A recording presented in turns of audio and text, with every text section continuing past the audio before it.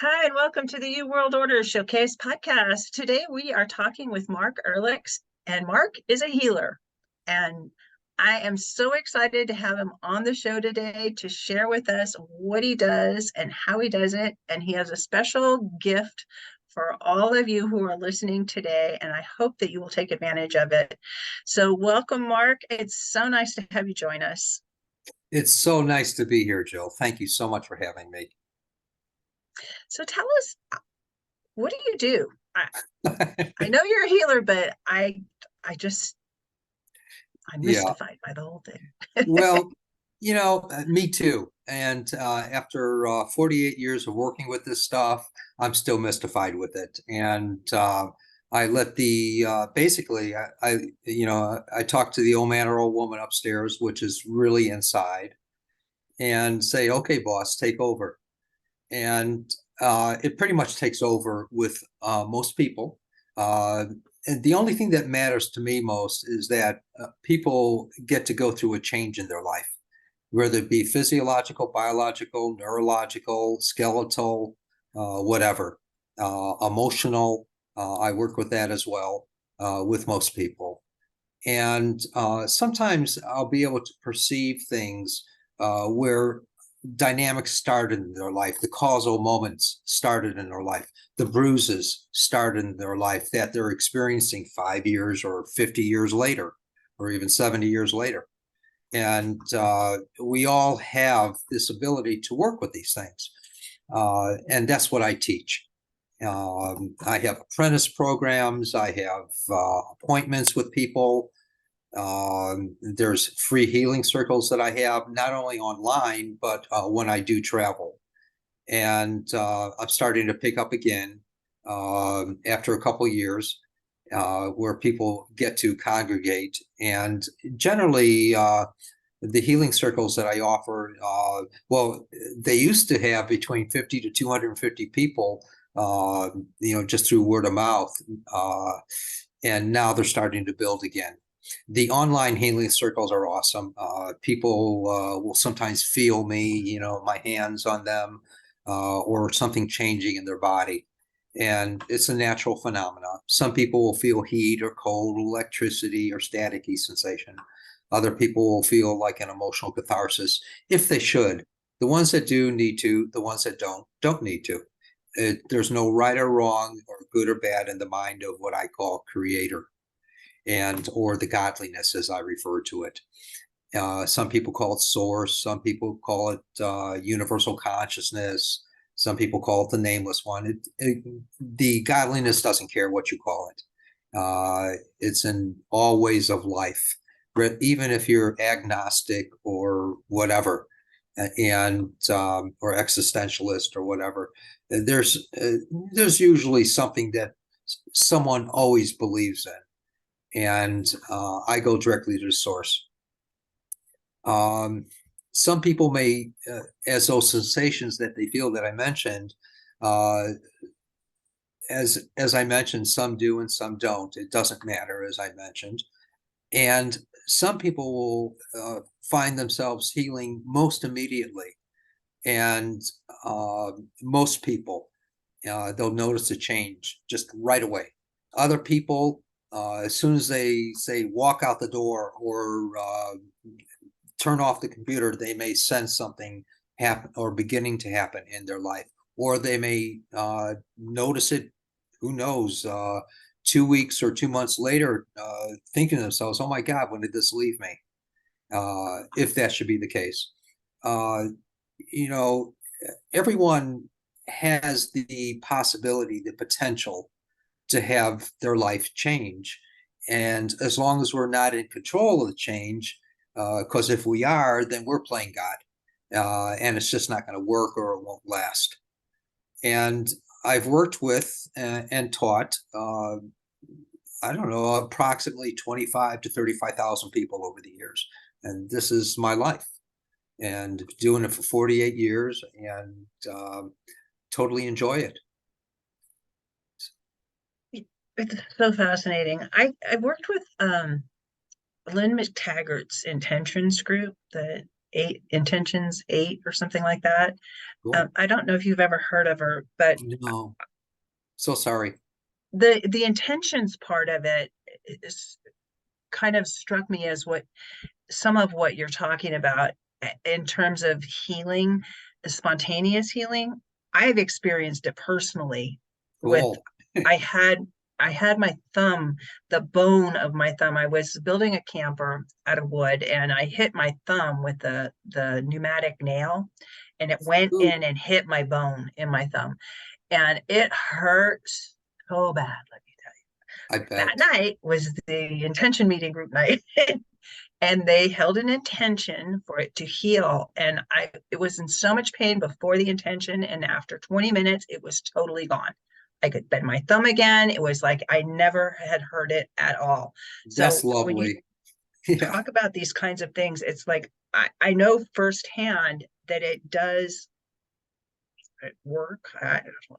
That's like the right word for it, but healings do happen. Yeah. And, also it gets into our part of trusting. Trust is everything, I think. Otherwise, we're just, looking for the quickie healing, and it's just not going to happen. Say, okay, boss, if you're really real, do this, or I wish this would happen. That's not taking responsibility and the empowerment that comes with our word. And I equate word with the original authority, the continuing echoing that's going on for all life, for the manifestation. So we have this ability within us to come forth and say, now I want this done, and therefore it will be. And if we trust that, then it will be. There'll be a change in a person's life. I'm not a prophet or soothsayer or anything like that, uh, but we do have the ability to do that and to have it manifest in front of us. And we don't, when we come in and say, "Oh, it's going to happen in 14 seconds and 39 milliseconds," now, uh, then you're trying to play God in that, and it doesn't work that way. It takes a total trust, a total submission. That's where the empty space is within us. It's really no different than uh, you know saying, hey, look, I want this to happen, and therefore it will be, versus uh, emptying yourself, being at the lowest place of yourself. It's no different than that. It's just like the times we go through something, and we're going through dilemmas, dramas, and traumas of life, and we're in an empty place. We're helpless, and say our life is falling apart. And I've been there, done that too. It's when we are at that empty place, that's when things have the ability to come forth. And all we have to do is be empty. When we start saying, okay, that worked, I'm fine now, then immediately we're becoming complacent and we're not keeping up our prayer. It's always a communication between God, source, the universe.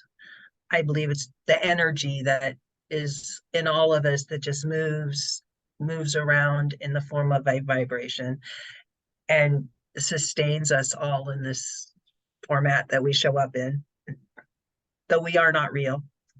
And even the experiences we have are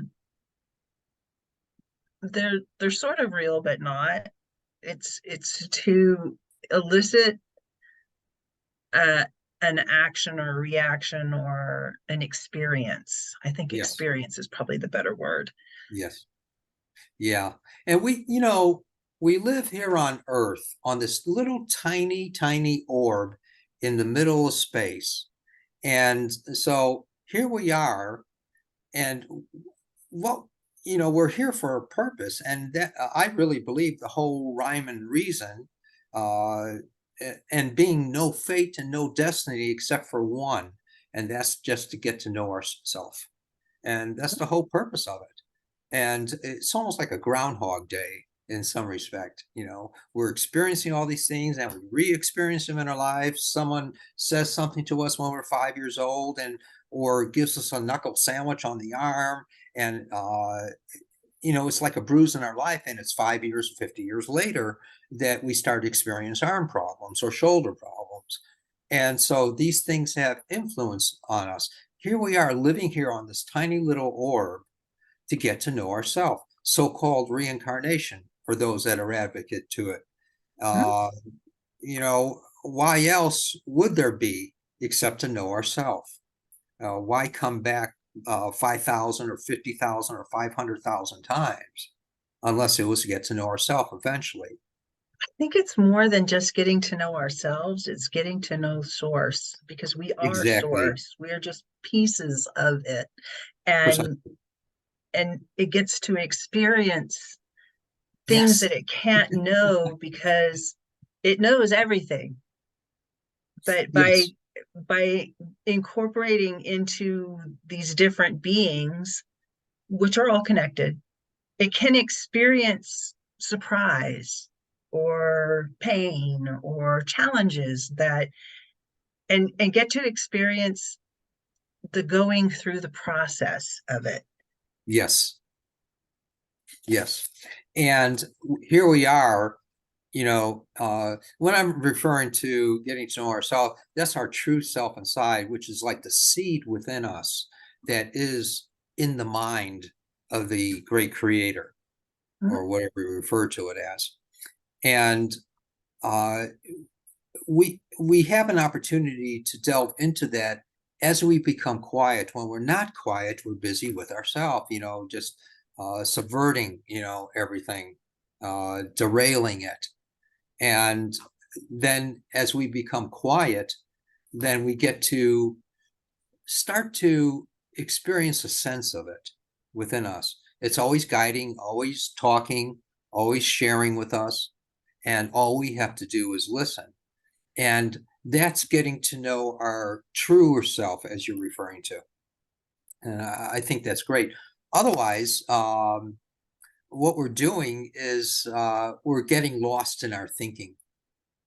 And there's just too many things at once. So those are the times that we're complacent and not paying attention to our source and the divinity, the godliness, whatever you want to call it, and I love it. I personally, we have an opportunity to meditate, and a lot of people say they meditate, but a true meditation, before we're capable of meditating, um, there's something that we do. We wonder about things in life.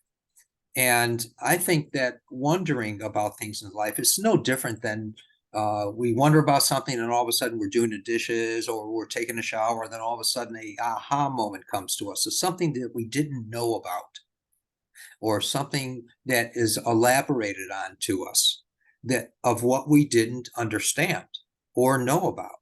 And so we're getting that from the truer self inside, which is an answer, which gives the answer because we're open for it. And we wonder about things, and that leads into contemplation.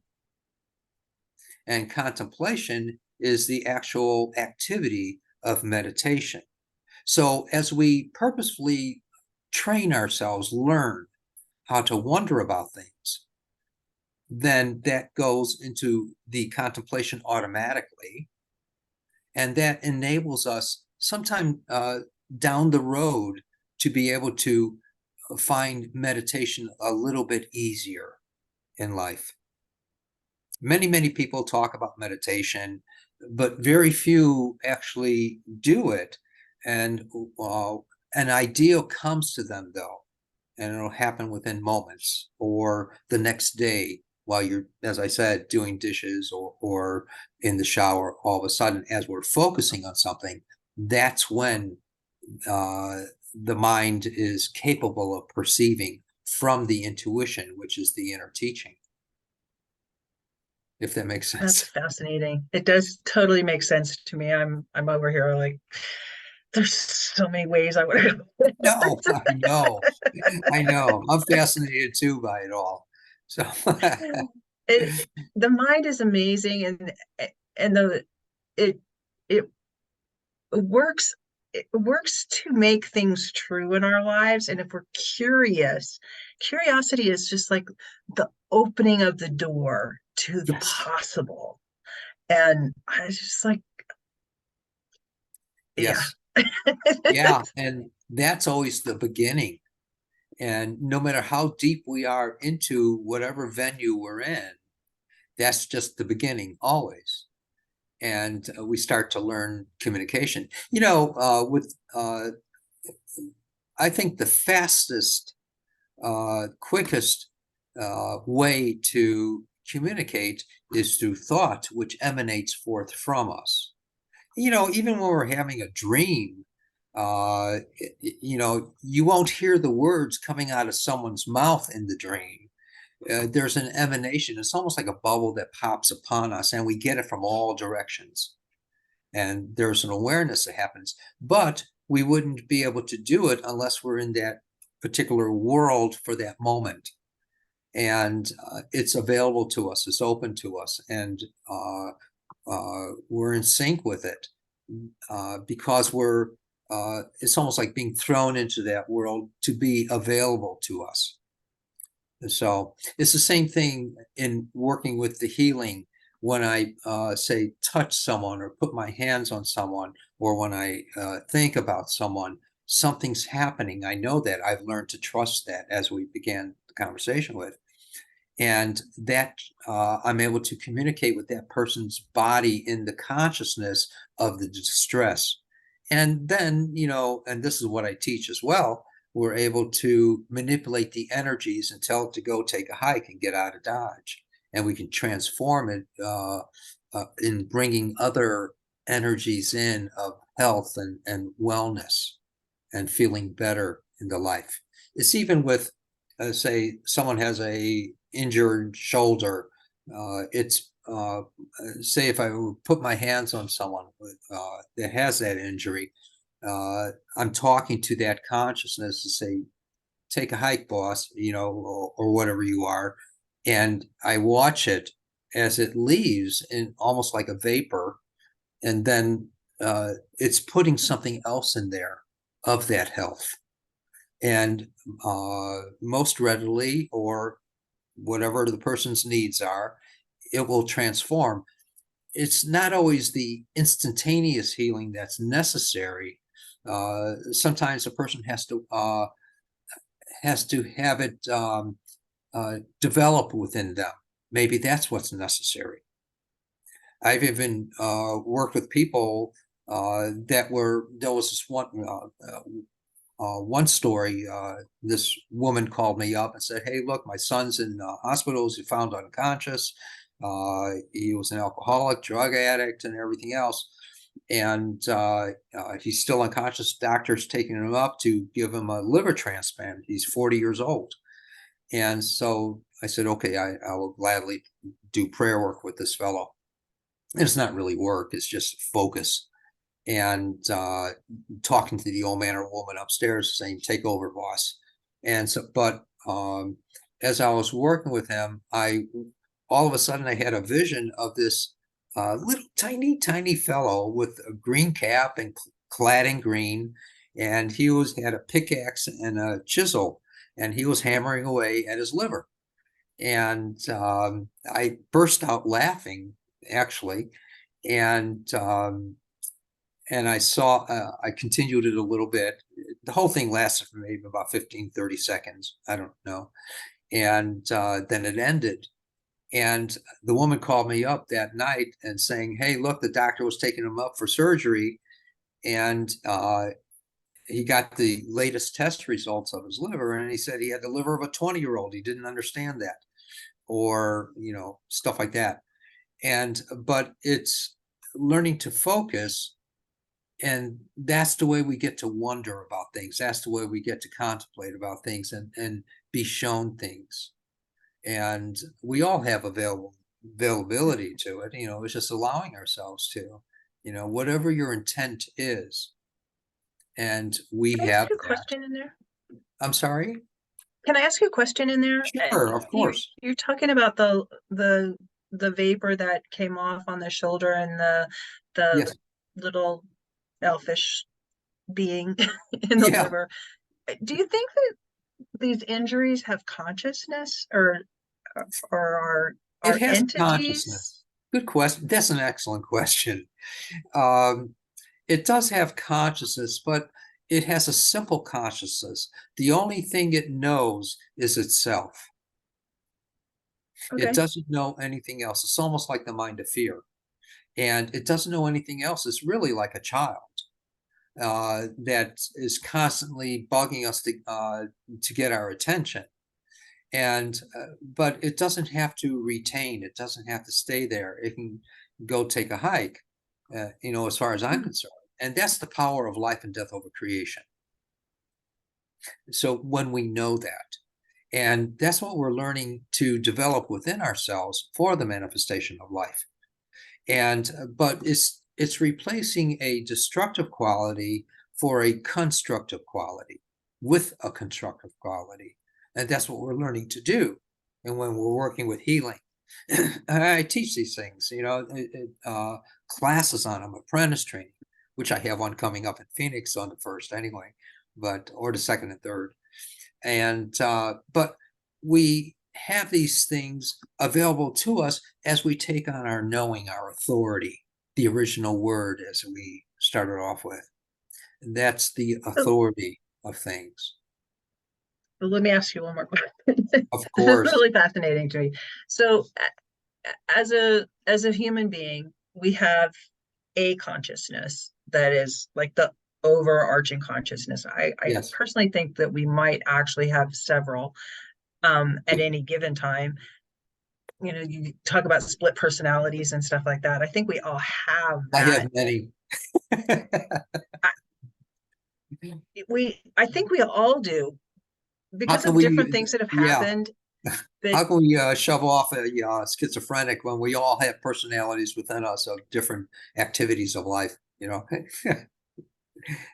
yeah, so so if I'm trying to understand about the injuries, so it's kind of like a little bit of a smaller, if you have these different personalities which are different consciousnesses, then the injuries or the wounds that we sustain, and sometimes there's a train of thought that your organs can become diseased by trauma in your life or different experiences that Sure. you've had in your life.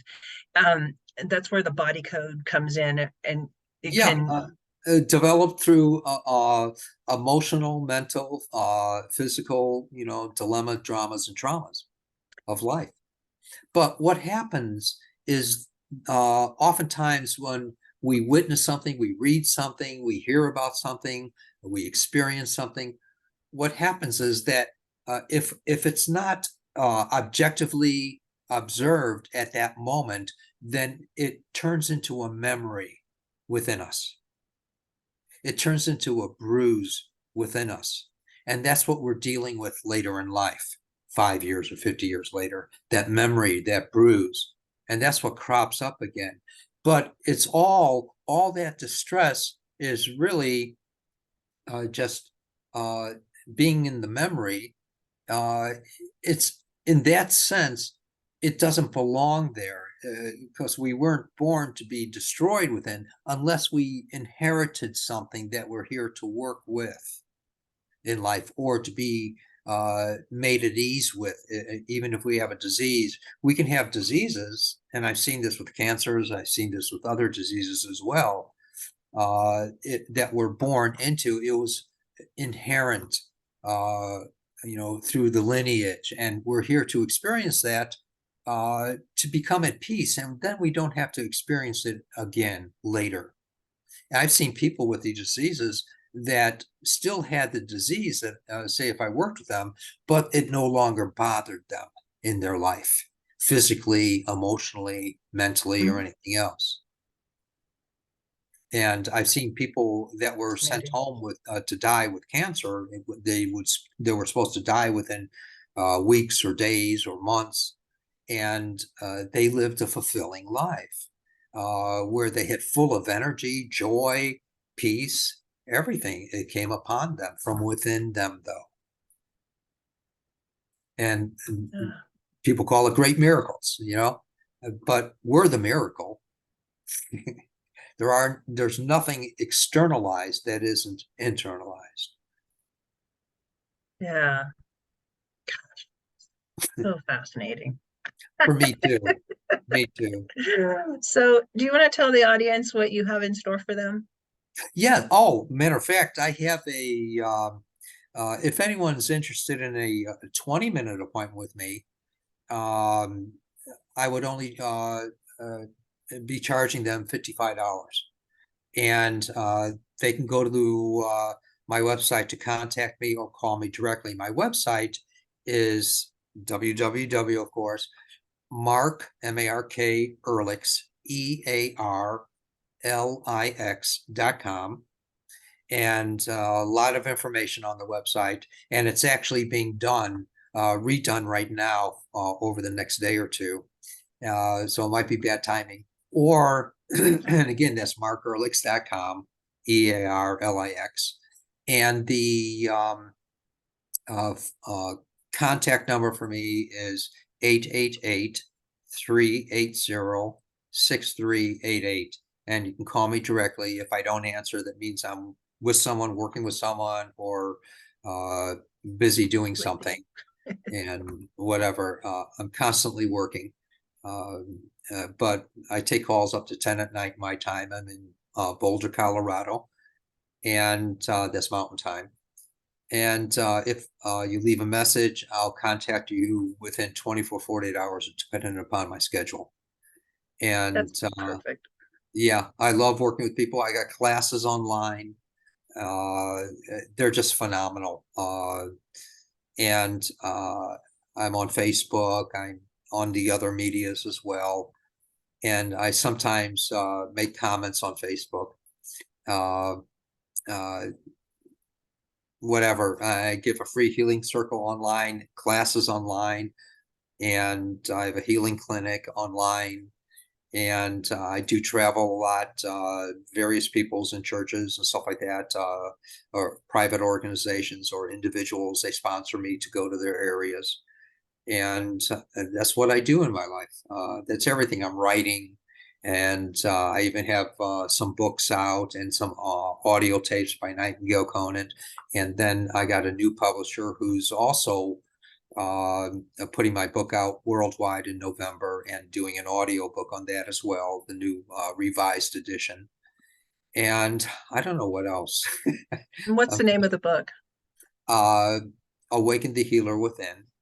And that's going All to be right. an audio book. And I also have spiritual meditations and exercises that this new publisher is putting out. Everything's on Amazon and getting put up on Amazon for the worldwide distribution.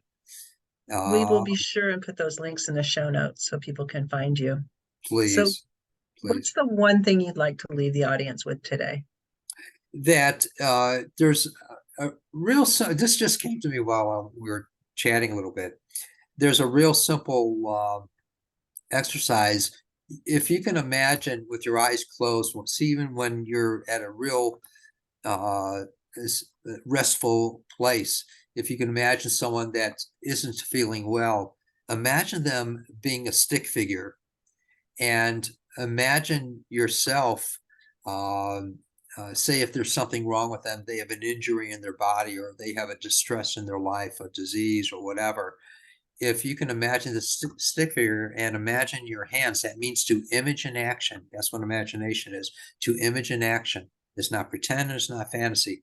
In putting your hands on that area and imagining the hands of the creator, the hands of source, the hands of super consciousness or universal mind, watching those light hands go into that affected area and watching it change from distress to feeling better.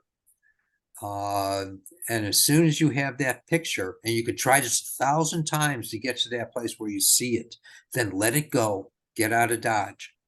And then if you can contact them or whatever the next day or the day after, you'll notice that something has changed with them. And as you practice that, that can develop into greater and greater and greater a way of working with healing. So I'm going to try that today. I have awesome. somebody that I can try it on. Yay. Get But feedback. trust it. Trust it. I totally trust it. I've seen so many unexplained things happen in my life that it's just like, yeah, Lovely. I love it.